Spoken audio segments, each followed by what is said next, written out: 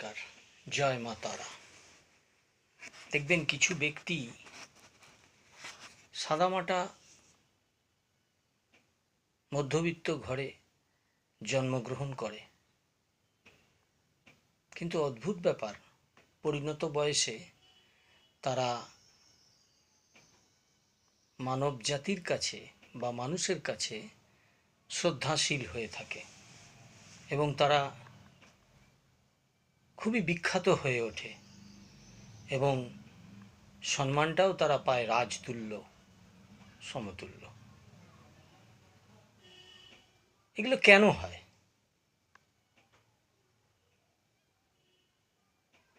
আচমকা হয়ে যায় না, দেখা গেছে সেই ব্যক্তির একটি যোগ তৈরি হয়, সেটা হচ্ছে রুদ্র যোগ।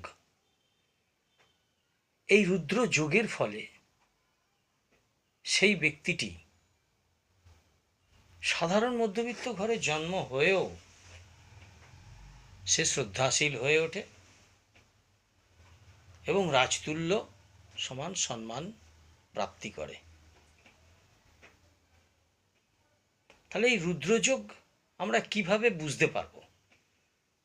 দেখা গেছে যে বুধ আর বৃহস্পতি লগ্নের যদি একাদশে থাকে বা শনি গ্রহ যদি তৃতীয়তে থাকে, তৃতীয় পতি হয়ে যদি একাদশে অবস্থান করে, তাহলে এই যোগটা আমরা দেখতে পাই এবং এই যোগের ফলে কিন্তু ওই ফলপ্রাপ্তিগুলো হয়ে থাকে। আবার দেখা গেল যে ওই যোগগুলো আছে কিন্তু তার বিপরীত কোনো ক্রূর গ্রহ তাকে কুদৃষ্টি দিচ্ছে, তাহলে ফল কিন্তু আংশিক প্রাপ্তি হয়।